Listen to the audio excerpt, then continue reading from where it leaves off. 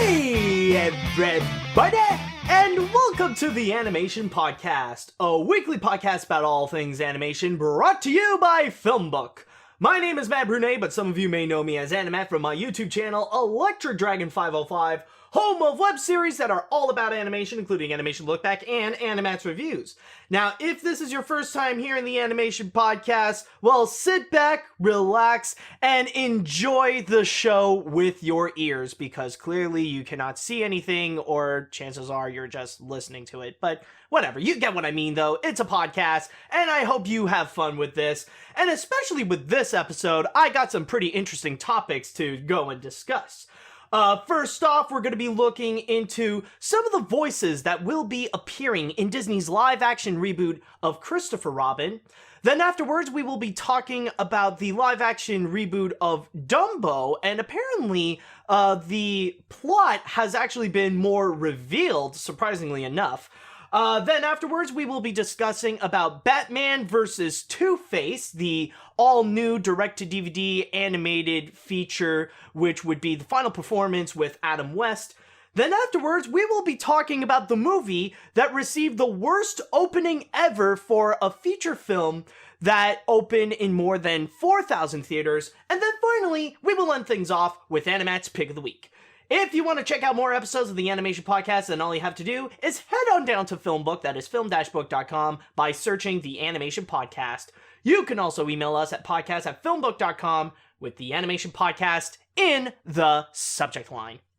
And before I get things started, I just want to say that on the day that I am recording this, I just feel so happy right now because the news broke out that Steve Bannon is officially out of office.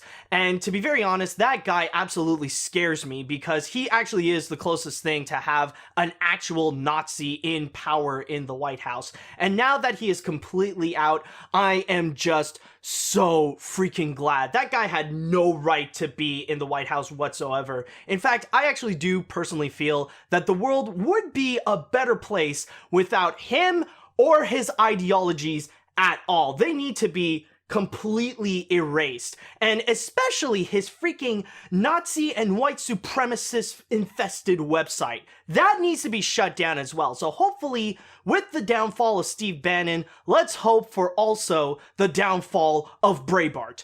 And I know that some of you are also saying that let's also hope for the downfall of Donald Trump, but let's be honest, guys, we're witnessing that right now. We don't need to hope for that. It is legitimately happening. Impeachment is coming soon.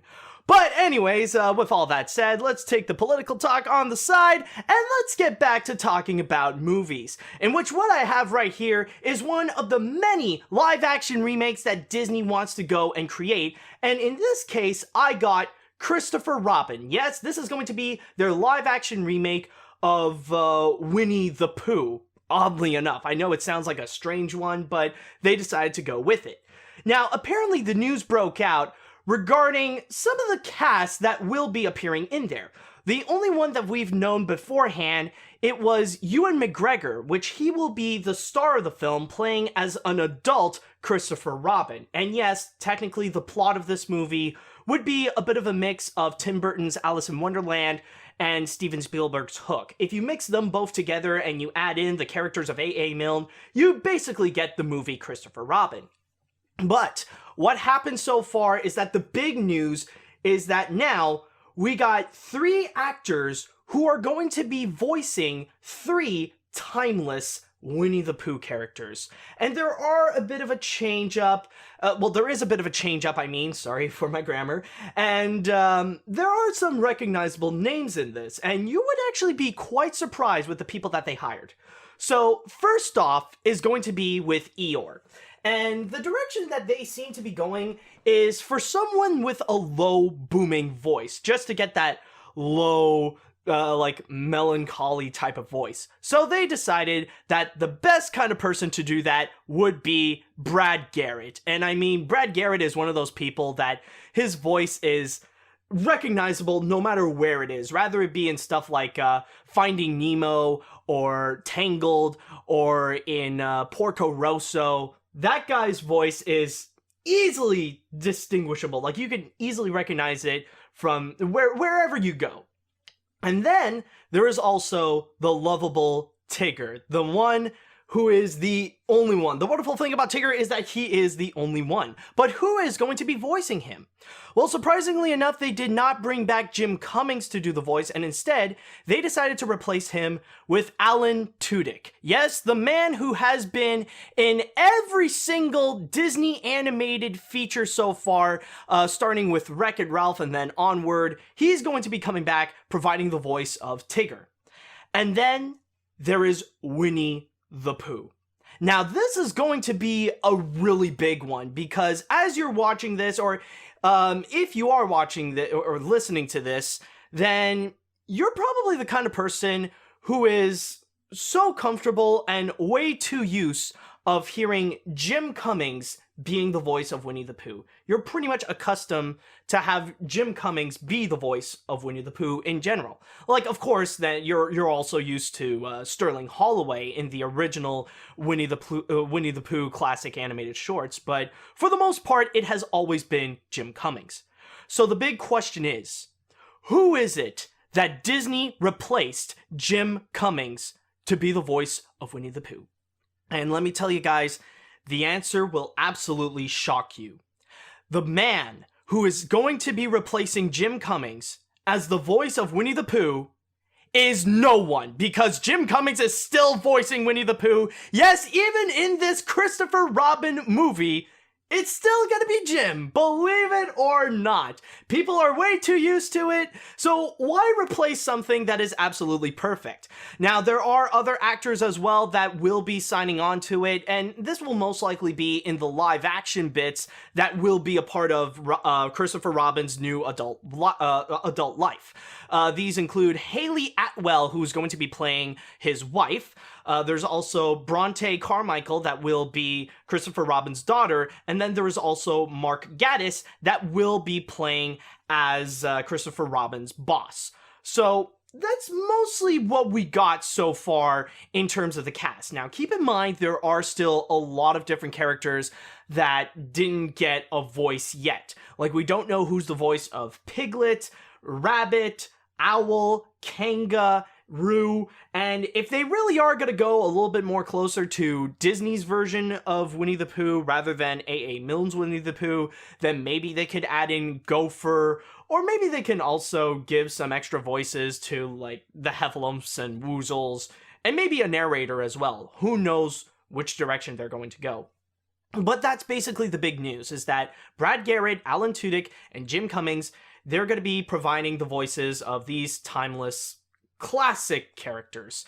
And honestly, looking at that cast, I would have to say that this actually got me intrigued. This is actually going into the right direction. And let's talk about the big one, of course, bringing back Jim Cummings as Winnie the Pooh. I mean, the guy has been doing it for probably over 30 years now.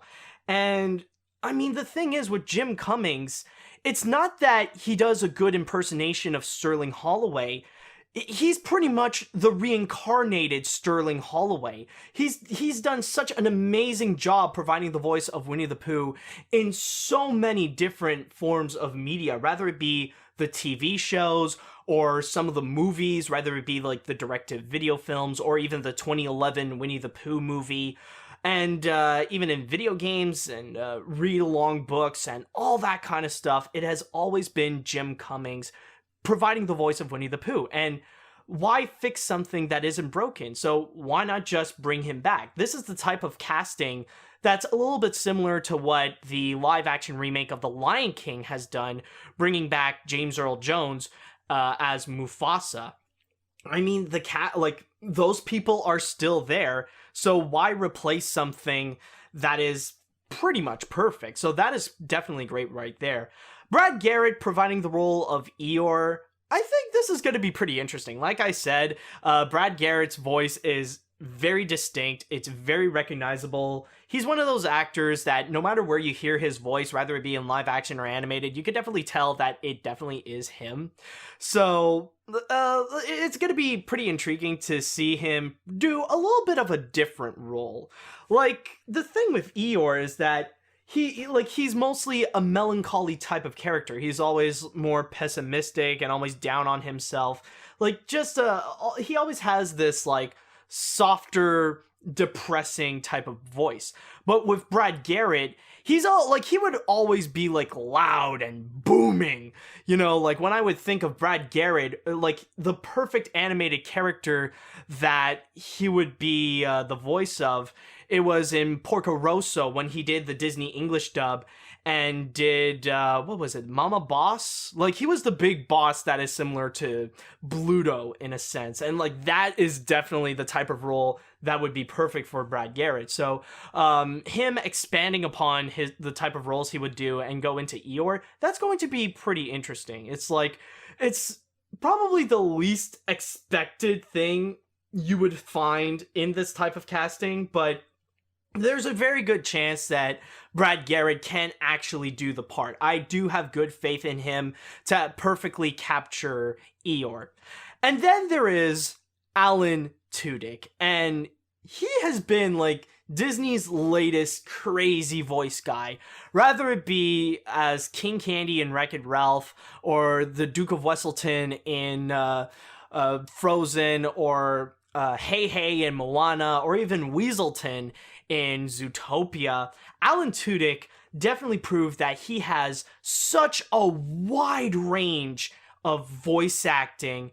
And in this case right over here, it's going to be pretty unique to see what he's going to do with Tigger. Oh, and on top of that, there's also another popular role that he just played, being portrayed as the sassy robot K2SO in Rogue One, A Star Wars Story. So that definitely is a great example of the wide range of acting capabilities that Alan Tudyk can go. So him doing Tigger, like, it could be pretty easy to see him go into the part. Like, it's definitely for sure that we can see him fully capture the spirit of the character, no matter what voice he would do. But the question is going to be, how is he going to sound? Because one thing I will admit is that while I do find Jim Cummings is perfect as Winnie the Pooh, I'm not necessarily too big on his version of Tigger. That just sounds like Jim would be going in a more raspier, well, like, kind of like putting in a lot more of his signature raspy voice onto Tigger, more so than going with what the original voice actor did in the classic Winnie the Pooh shorts. So hearing a different take on on Tigger would definitely be great, and I'm sure Alan Tudyk can probably do something pretty lovable with it. Rather if he's just gonna do his own thing with it, or if he's just gonna do something that's more in line with what already exists with Tigger, if he's just gonna go with the original Tigger, or if he's gonna go with Jim Cummings Tigger.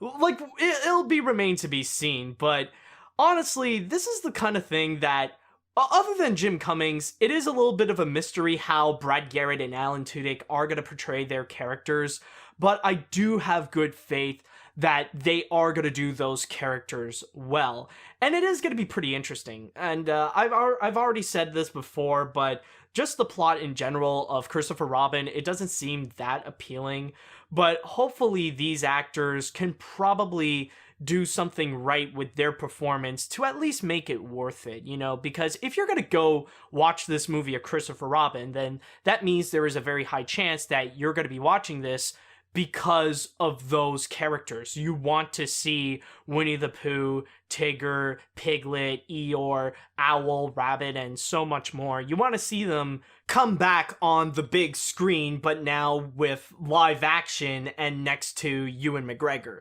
So far with this Winnie the Pooh movie, we don't know when this is going to be released, and there's a very high... Actually, no, this is pretty much confirmed at this point that they are going to be releasing this sometime in the beginning of the 2020 decade, but who knows how this is going to go. But I will wish both Jim... I will wish all three, Jim, Brad, and Alan, to do their best to portray these lovable characters. Okay, so for our next story right over here, we're going to be jumping from one live-action Disney remake to another, this time being Dumbo. And the reason why I got really interested in looking in this bit of news is actually not because of the news itself of what just happened. It's actually because in the article that I have talking about it, they actually revealed a lot more about what this movie will be about. So the news is that Alan Arkin decided to join the cast of the live-action remake of Dumbo, which will be directed by Tim Burton. And it's stated that apparently he will be playing the role of a person called J. Griffin Remington, a Wall Street tycoon. That's apparently what's going on with him, and that's basically the news that just happened. But when I picked it up, when I picked this news up on this article here on Variety, what's interesting is that they actually revealed what the plot is going to be. So now we have a really good example of what this live-action remake of Dumbo is about. And so, with that said, allow me to read you the little excerpt of what this Dumbo remake is going to be about. So, it's stated, the original story followed an ostracized baby circus elephant who strives to achieve his full potential. In this version, however, the film follows Holt Ferrier, who will be played by Colin Farrell, a former circus star who finds his life turned upside down when he returns from the war. Circus owner Max Medici, who will be played by Danny DeVito, enlists Holt to take care of a newborn elephant whose oversized ears make him a laughingstock in an already struggling circus. But when Holt's children, played by Nico Parker and Finley Hobbins, discover that Dumbo can fly, persuasive entrepreneur V.A. Vanderveer, played by Michael Keaton, and an aerial artist named Colette Marchand, played by Evergreen, swoop in to make the peculiar pachyderm a star. Arkin will... actually, that little last bit I already just read to you guys. So that's basically the plot, is that they're taking the story of Dumbo, but now they're adding in brand new characters to make it their perspective of what this movie will be about.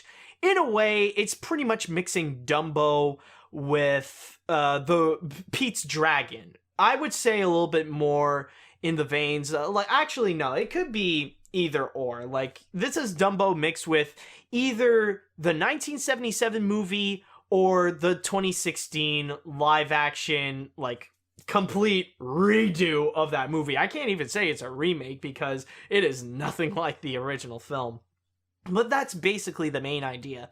But the one thing I will say right now that definitely does annoy me just reading through it, it's just, this is such typecasting to the point that it almost feels absolutely ridiculous. Like, the roles that each of these actors are playing is like the most stereotypical role that they would end up playing, or at the very least, they have already done this kind of plot line before, to the point that, we're only going to be seeing the actor instead of the character that they're going to play. First and foremost, Michael Keaton's role as the villain, V.A. Vanderveer, it actually stated beforehand that he is going to be the villain of this feature. He's pretty much going to be the evil entrepreneur. He already played this role earlier this year in The Founder, when he was the guy that turned McDonald's into this global empire that we know today. So that's a typical role that Michael Keaton would play.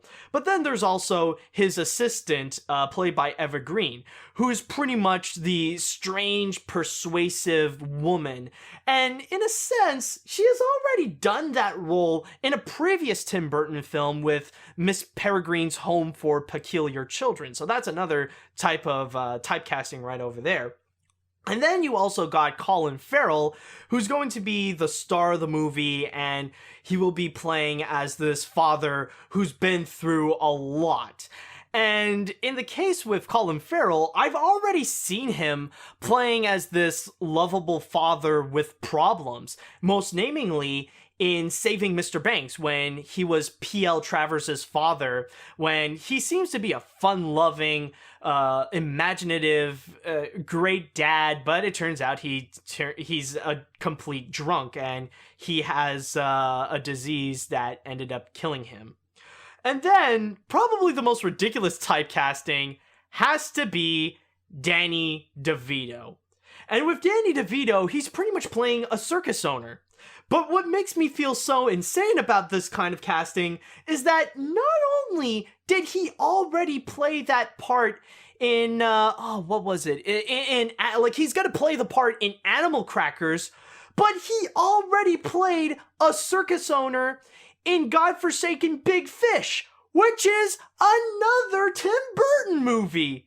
I mean, for real, man? This is so much typecasting that you might as well also bring in people like Johnny Depp to play as the weird, oddball, social outcast. You know what I mean? It's just, you're taking these actors and you're putting them in the most stereotypical role that they would play. And I don't know if this is going to, if this movie is going to take advantage of it, or if this is going to be something that can really screw this movie over. Like I said before, this could be something that what's going to end up happening is that audiences will only see the actors, not the characters that they play. They're not going to see Max Medici. They're just going to see the circus owner Danny DeVito. Or they're not going to see the evil entrepreneur V.A. Vanderveer. They're just going to see the evil Michael Keaton.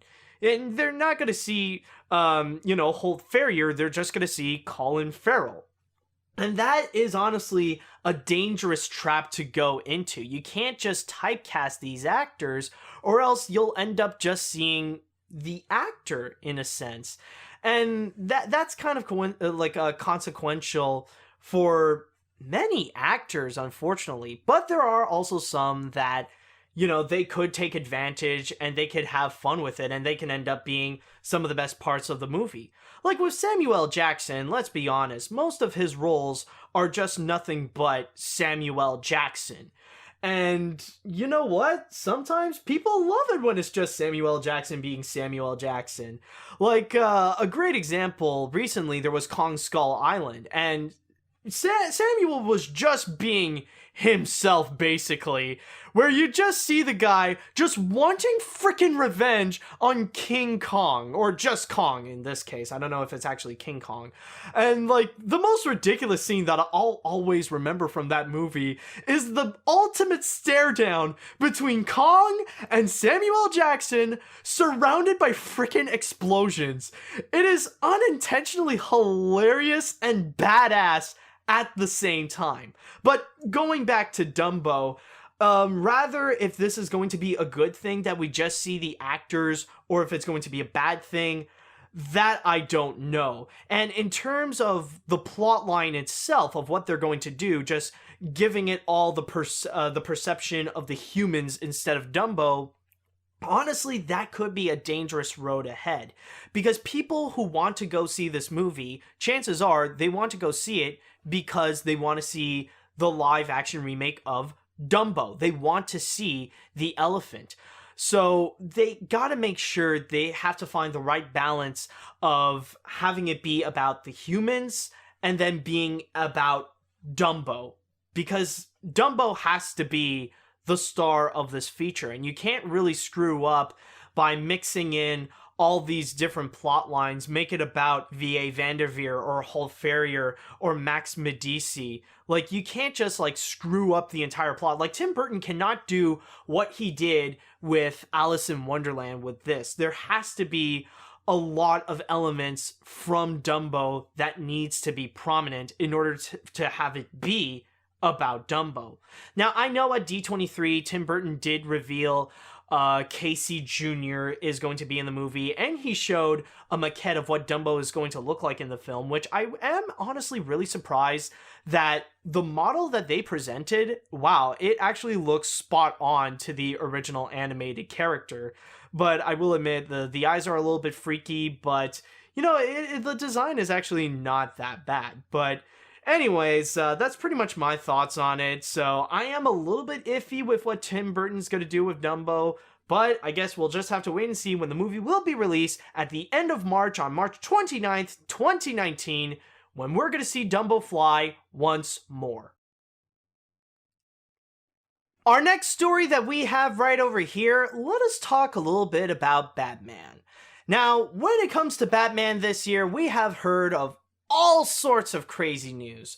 Rather it be about Justice League and who is going to be the star, rather if it would be either Batman or Wonder Woman, especially when this summer Wonder Woman really exploded in theaters and received such critical acclaim and huge success. And then there's also the rumors that keep floating around all the time, rather if Ben Affleck will be playing as Batman or if he's going to ultimately quit. That remains to be seen. And so much more. Like, Batman would constantly find himself in the news this year, especially when, funny enough, this year he actually did start it in animation with the Lego Batman movie. But then, there is also this one, which is honestly going to be a loving tribute to one man who was well known to play as Batman. And I am talking, of course, about the direct-to-DVD DC animated feature, Batman vs. Two-Face.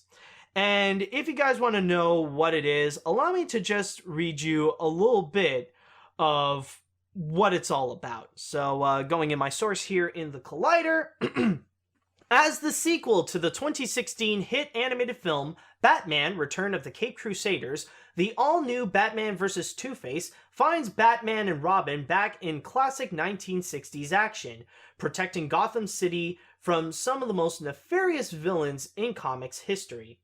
But when the mutilated master of multiplicity, Two-Face, begins staging a daring crime wave across Gotham, the Caped Crusader must work double time to discover his mysterious secret identity before they can halt his evil doing.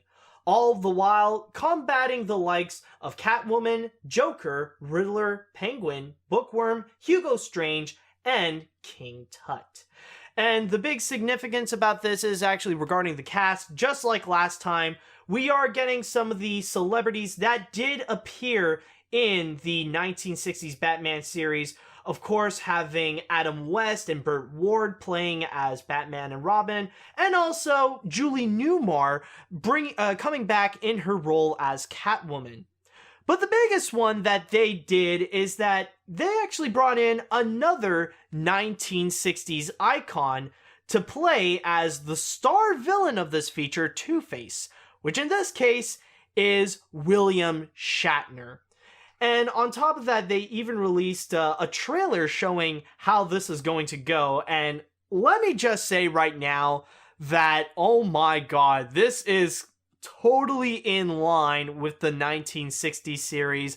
It is corny as all hell. I will say, my one criticism I'll say right now is that the animation style, I don't know, it just, like, it feels like it's going a little bit too realistic. I guess they really want to make it similar to how it was in the well, not the animated series. It's more similar to the 60s live action series, but still, it is completely corny. Like, there's no way it's taking itself seriously. I mean, it starts out with Hugo Strange developing a machine that could suck out the evil from the Batman villains like Joker, the Riddler, Catwoman, and all those people. It's just absolutely ridiculous, you know? Like, if you like the 1960s Batman series, like, this is something that's especially for you. But the big thing about Batman versus Two-Face, like, the biggest significance about it is actually the fact that this will be the final performance of Adam West, like, just in general, not just as the Batman, but just his final acting, you know, just his final acting performance before he ultimately passed away earlier this year. And honestly, it does seem very fitting that the man who was very popular being played as Batman would end off his life or end off his legacy as Batman. You know, it does feel very nice to know that. But on top of that, not only did they release the trailer of Batman vs. Two-Face, but they also revealed information about the Blu-ray and DVD of Batman vs. Two-Face, discussing about some of the bonus features that will be included there. And there are 3 big ones that they did point out, which is the first one being the wonderful world of Burt Ward, saying that spotlighting Burt Ward's life away from acting, particularly his many benevolent activities and his lifelong devotion to the health and welfare of dogs. And then there is another one called actors, it just says that actors Burt Ward and Julie Newmar discussing various aspects of their lives, ambitions, and inspirations. And finally, there is the big one, which is the ultimate tribute to Adam West, which is the Adam West tribute panel at this year's San Diego Comic-Con. A panel celebrated the life and times of the late Adam West, the legendary Bright Knight. Fans laughed, cried, and cheered as actresses Lee Merriweather, who was actually Catwoman in the 1966 Batman movie, director, writer, and actor Kevin Smith, actor and radio personality Ralph Garman, producer James Tucker, and moderator Gary Miaranu captivated audiences with anecdotes and tales about Adam West. So I think that is the big thing about Batman vs. Two-Face, is that this is all one big tribute to the Batman legacy of Adam West, both with the bonus feature that they offered here and with this movie presenting how he is, well, pretty much the most lovable and funniest Batman that is just purely timeless. I mean, yeah, sure, there's also Will Arnett with the Lego Batman movie, but that's more its own thing. That would be more with a Lego movie thing than it really is a Batman thing. But yeah, this is all pretty much honoring the legacy of Adam West, and it really is pretty nice. And you know, if, like I said, if you are a fan of rather just Adam West or the 1966 Batman series, this thing is absolutely for you, and it does feel nice, and I'm sure that it'll pretty much capture the spirit well for audiences. So if you guys are interested to go and check out Batman vs. Two-Face, then all you have to do is just wait until October 10th for that to be out digitally, and on October 17th to be out on Blu-ray and DVD. Now, our next story that we have right over here, we're going to be talking about last week's box office results, because a brand new record has actually been set in there. Now, it was previously achieved before by a few movies this year, but this one really took the cake. And that is regarding the latest animated feature, or at least the latest as you are recording this, The Nut Job 2 Nutty By Nature, in which it actually opened at the box office with $8.4 million, placing it in third place behind Annabelle Creation and Dunkirk. Now, the big significance with The Nut Job 2 only getting $8.4 million on its opening is the fact that it actually broke the record of the worst opening for a movie, not just an animated film, but for a movie that opened in over 4,000 theaters. Yes, I kid you not. Now, the previous record holder, if you are curious about that, it's actually very interesting right there. You see, the previous record holder only held it for 3 weeks. And funny enough, it was an animated film that was released this year. And you know what's even more interesting? It was The Nut Job 2 that ended its record streak. Yes, I am actually talking about the Emoji Movie. Before The Nut Job 2, that was the movie that opened in 4,000 theaters and had the worst opening with $24 million, but Surly decided to step in and really take it to a whole new level with just 8.4. Now, first and foremost, you guys are probably wondering, how the fridge is it even possible for the Nut Job 2 to be opened in 4,000 theaters, or more than 4,000 theaters?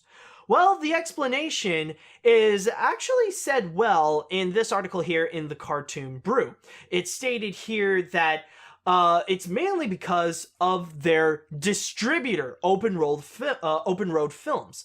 It says that the film's distributor was a 50-50 venture between America's two largest cinemas, Regal Entertainment and the Chinese-owned AMC theaters. In other words, if there's any distributor that has access to screens, it's Open Road. Now, technically last week, a Chinese company, Tang Media Partners, purchased Open Road, though the new owners plan to continue working with Regal and AMC. So that's the thing with Open Roads. Actually founded by both Regal and AMC, so two cinema proprietors. So of course, they would have the chance to go and release them in their own theaters.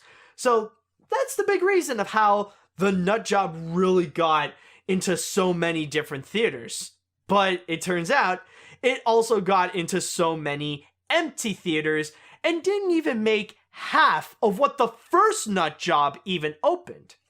Now, with that said, though, let's take a look about how is it even possible that the Nut Job 2 got that terrible opening. And I thought about this, and there are several factors. And I think there are 4 of them that I pretty much figured out. And some of them do connect with one another, but they are pretty much essential to what happened. Number 1, a very slow box office period.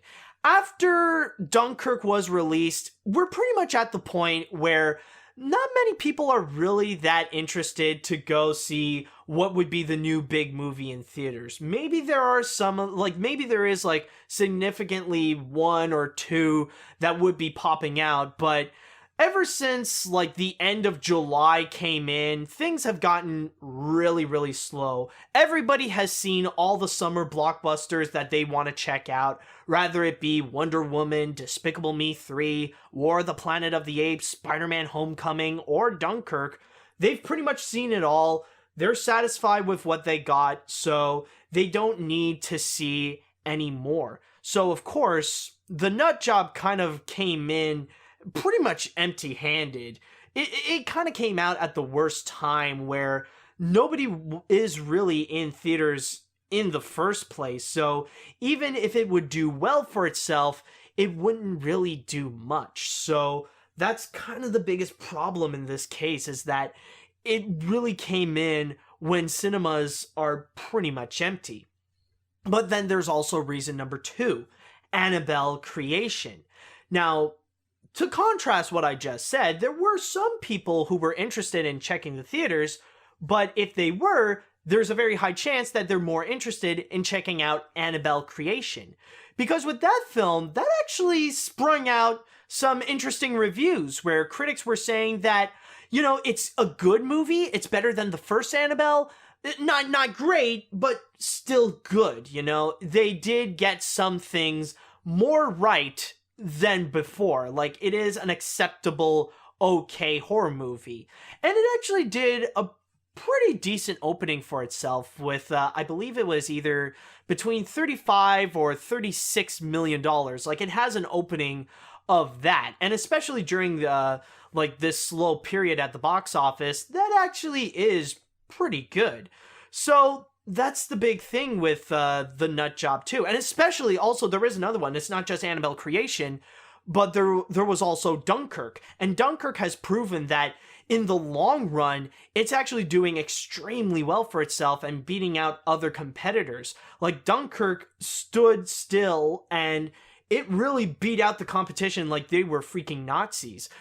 There was the Emoji Movie, it stood tall and always over the Emoji Movie, which it should. And even right now, it's still going in, the only movie that really did knock out Dunkirk was Annabelle creation, which is actually rather impressive, I must say. So yeah, Dunkirk is actually doing very well. So with the strong strength of Dunkirk and also with Annabelle Creation, The Nutjob 2 already had some pretty tough competition during a low period in cinemas right now. And then there is the third reason. And I'm sorry that I have to bring this up, but this is actually a legitimate factor. It's because of the Emoji Movie. Now, interestingly enough, yes, the Emoji Movie was the previous record holder before the Nutjob.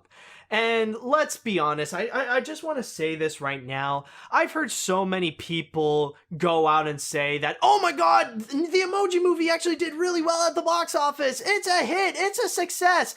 No, it is not. You know, the best way to describe it is what in this Cartoon Brew article said it best.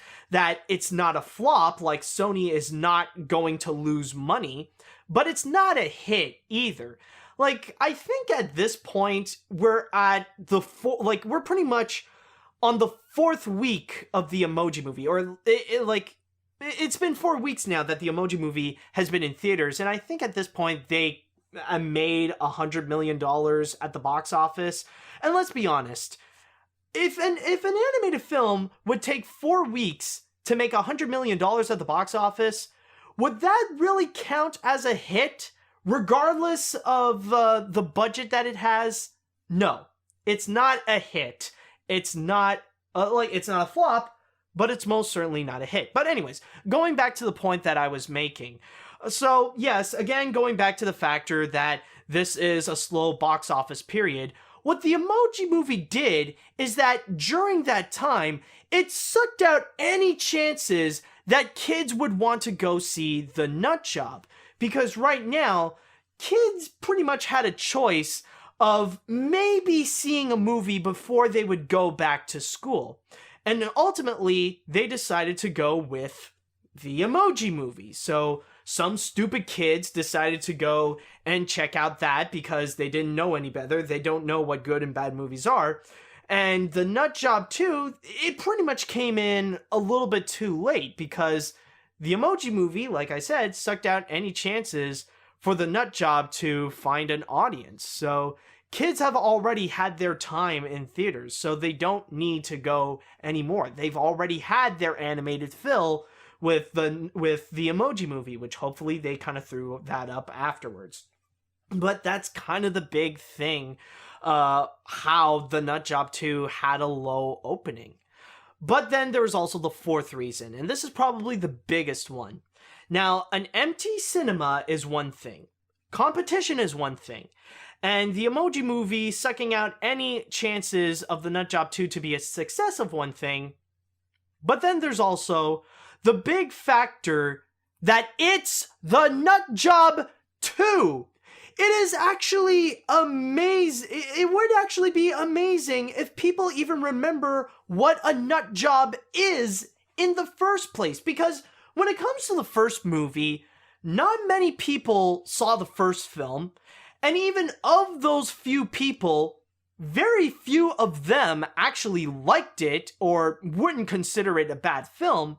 And even of those people, there are very few of them that liked it so much to the point of wanting a sequel.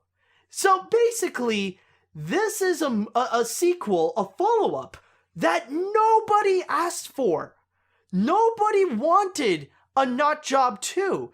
In fact, some people are debating that this could be the most pointless sequel of all time. So why would we need a Nutjob 2? Why would anyone be interested in the Nutjob 2? And especially with the way that it portrays itself, like how ironic that this is from the director of Escape from Planet Earth, because this is one of the most generic animated features of all time. And I've stated this in my review, that this is nothing but a generic talking animals movie where they're fighting to save their homes from evil industrialism led by this greedy politician / businessman. You know, that's all that it is. And this is the kind of film that everybody has freaking seen. Like, I remember even describing it to my mom, and she was like, oh, one of those films. Ah, okay. Pfft, screw that thing. Because that's one of the saddest things about the nut job too, is that it's just so dull. It's just so generic. I mean, honestly, it almost makes me not blame those stupid kids to go and watch the Emoji Movie, because at the very least, it does offer something that you wouldn't get in any other animated project. Technically with good reason, but it does offer something unique, unlike the Nut Job 2. There's nothing special about it. There's nothing about it that stands out. It's just this bland animated film that nobody's gonna miss it if they don't see it. So ultimately with all that, that's what results it in becoming the worst opening for a movie with more than 4,000 theaters being presented. Now the question remains, is there actually going to be someone or a movie that will top that? Is there going to be a movie that could actually do worse than what the Nut Job 2 did? And to be very honest, there's only one that I can think of so far. And that one would actually be Sony Animation's The Star. Yeah, I could actually imagine that Sony Animation would want to reclaim that title, because this year they really do want to be among the worst of the worst with The Star. I can imagine that one, but that's going to highly depend. Like, is Sony really going to push it to the point of releasing that film in over 4,000 theaters? That will still remain to be seen. We don't know. But that's pretty much the only one that I can think of. But so far, when it comes to the Nut Job 2, I think that movie is going to hold on to that title for a long time. So may I say, congratulations, Nut Job 2, you suck.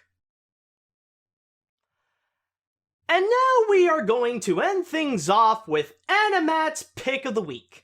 And this week, we're going to take a little break from animation-related news, and we're going to be looking into a YouTube channel. No, this is not mine. This is actually a pretty big YouTube channel on the website, which is CinemaSins. And my God, this week, did it go into some hot water, seriously. Because what basically happened was that CinemaSins decided to go and release one of their usual everything is wrong with this movie type of video. So they decided to go and release a 20-minute video called Everything Wrong with Kong Skull Island. But what ended up happening, like what those pilots and American militants did when they entered upon Skull Island and then confronted with Kong, they messed with the wrong guy. Because the director of that film, Jordan Vogt-Roberts, went onto Twitter and made a massive rant about CinemaSins because he is sick and tired of their crap. Allow me to read you this Twitter thread that he created, or at least sum it up. He stated, "Mystery Science Theater built something artful, endearing, and comedic on top of their foundation of other people's work. It had merit to itself. Things like CinemaSins simply suck the lifeblood of other people and are often just wrong about intent or how cinema works. Is terrible." It's pretty much terrible. And what follows afterwards is that he would bring up a series of examples of how CinemaSins is basically wrong with the way that they would present cinema, or how their little nitpickings would go way too far. So he has some examples right over here with a few movies. You can go on his Twitter account, which is @Vogt-Roberts, to go and see for yourself what examples that he portrayed with basically what's wrong with CinemaSins and how they would screw up with their portrayal of cinema. So going back into the tweets that he brought in, Anywho, I just wanted to point out why these videos are infuriating. They're often just wrong or think they're smarter than you. I love film criticism, and I love reading negative reviews if the author makes compelling and well-written arguments. To anyone who thinks this video makes me mad or hurts me, it doesn't. I just want to point out a few obvious examples that are just wrong.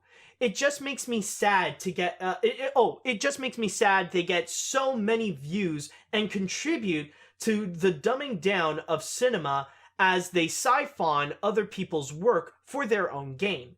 It's like when Trump lies on camera just because he can. It's infuriating, and there are people stupid enough out there who listen to him and CinemaSins. Which, by the way, I kind of added the stupid enough part, but anyways, let's get back to business. Anywho, have a good day, go watch a movie you've never seen before, and actually discuss with someone instead of focusing on reductive crap. Maybe I'll return to this and watch their entire video if it doesn't make me hammer a nail through my dick and point out more errors. It just gets me that a lot of things get critiqued seem to have a lack of understanding of cinematic license and has an odd disdain of film. I make movies because I love film. These guys are just trolling the art form we love and profiting from it while dumbing the conversation. And that's basically the whole thing, is that Jordan Vogt-Roberts brought up the big problems of CinemaSins and the negative impact that it has in cinema in general. And what happened afterwards is that there are these giant threads, and I've seen so many people talking and coming out that they also hate CinemaSins as well, and that it's not necessarily a good YouTube channel. It's kind of like Watch Mojo in a sense, where there are a lot of people who would watch CinemaSins and that they are subscribed to CinemaSins, but very few people would actually come out and say that they enjoy CinemaSins, that they think it's good and stuff like that. And honestly, if I may put in my opinion on CinemaSins, it's not that I hate that YouTube channel. I don't think like it's a disgrace to cinema and stuff like that. I just got bored of it really quickly. Honestly, I just think that they just plain suck. I mean, it was enjoyable the first few videos that they made, but then eventually it just starts to get old and I kind of got out of it pretty quick. For me, it just feels like they're just telling the same jokes over and over again, because the whole point of the channel is to just pick a movie and just nitpick the living crap out of it. Just nitpick and point out all the small little details and just poke fun at it every single time. And the more that they do it, the more that it just becomes less funny, it's more annoying, and it feels a bit more mean-spirited. Because down the road, watching CinemaSins is like checking out a movie with a spite-filled snob. That's how it feels. I mean, I understand when you would watch a movie with your friends and sometimes they could talk over it and put in their own comments, but that's all for fun, and you could tell that they would be enjoying the movie. But with CinemaSins, they feel like a total snob, and they would just lean to you and just like, you know, like touch you on the shoulder just to make their own stupid comments. It's like, oh, this thing wouldn't happen. Oh, that thing makes no sense. Why would she do that instead of doing this? You know, like just do that every single freaking time, down to the point where now it just feels like they're not watching the movie anymore. They're just looking for an excuse to go and make their dumb little comments, and that's it. That's my problem with CinemaSins. You know, maybe it's a different case with everyone else, but that's kind of my issue. It's just that, you know, it gets old quick and it can feel mean-spirited, and overall, it would honestly ruin the movie.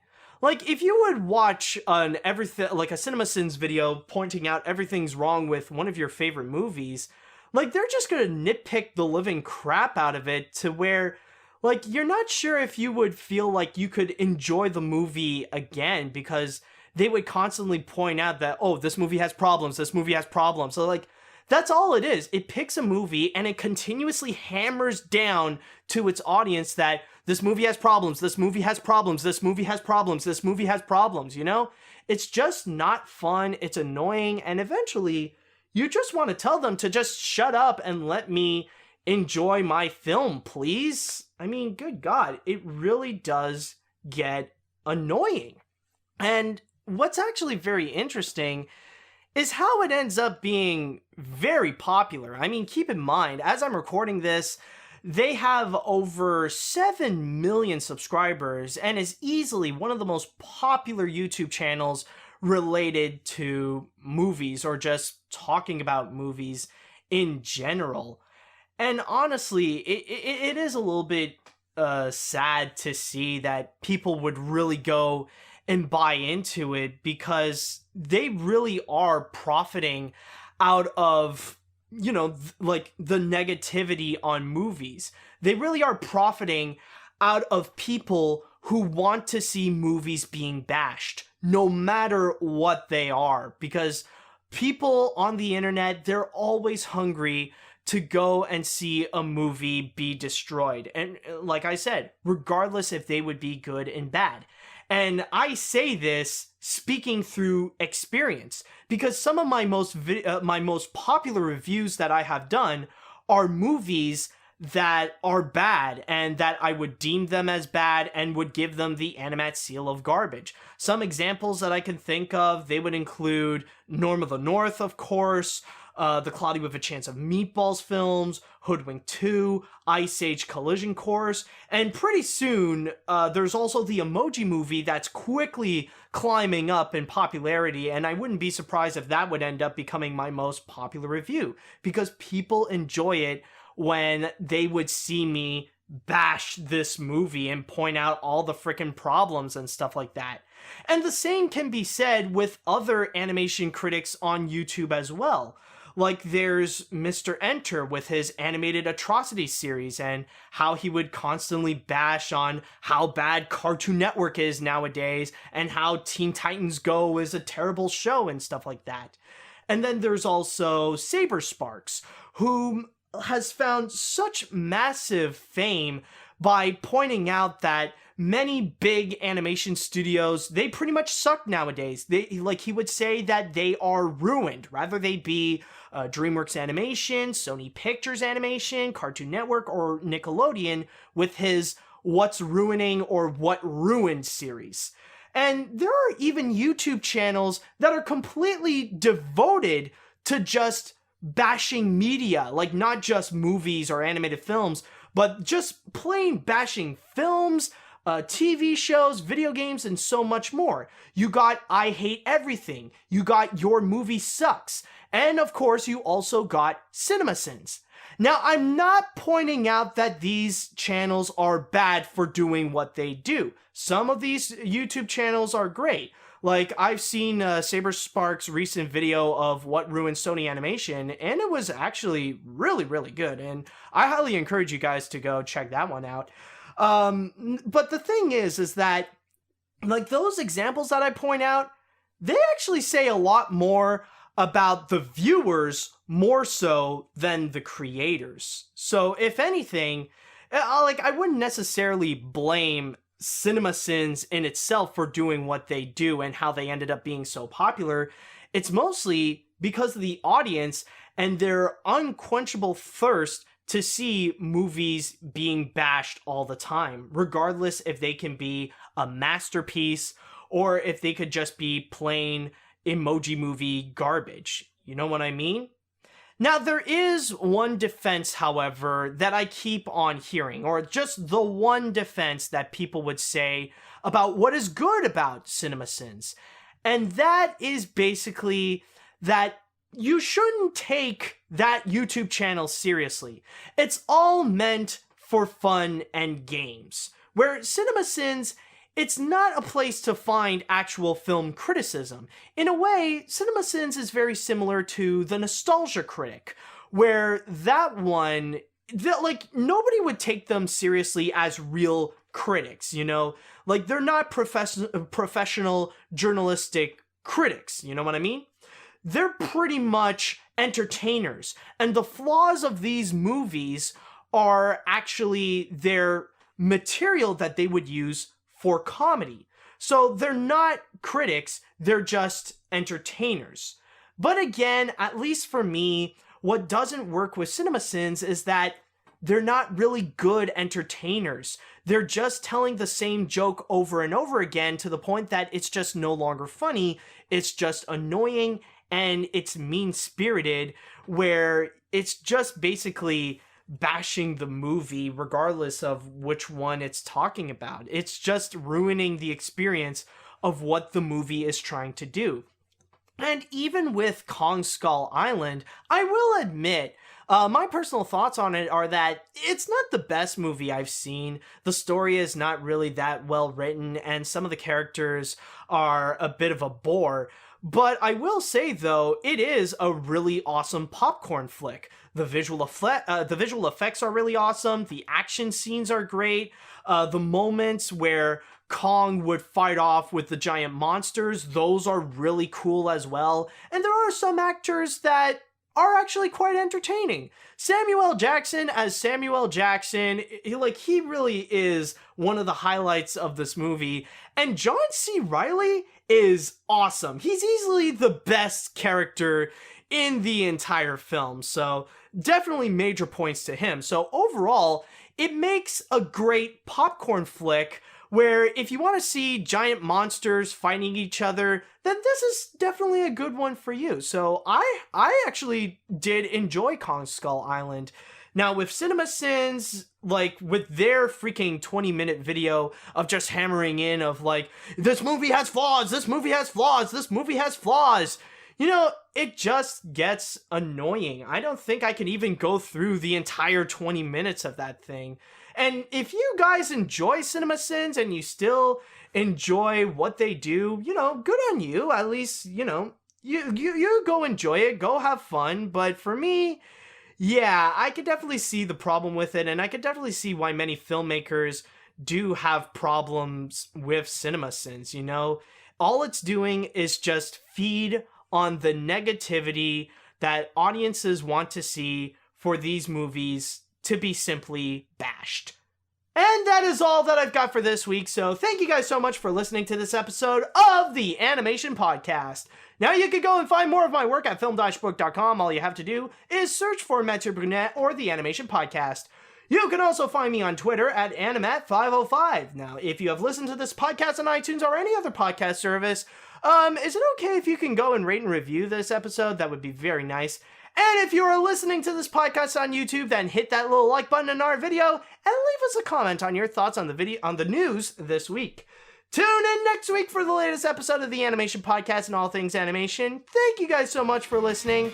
And until next week, see you later, dudes.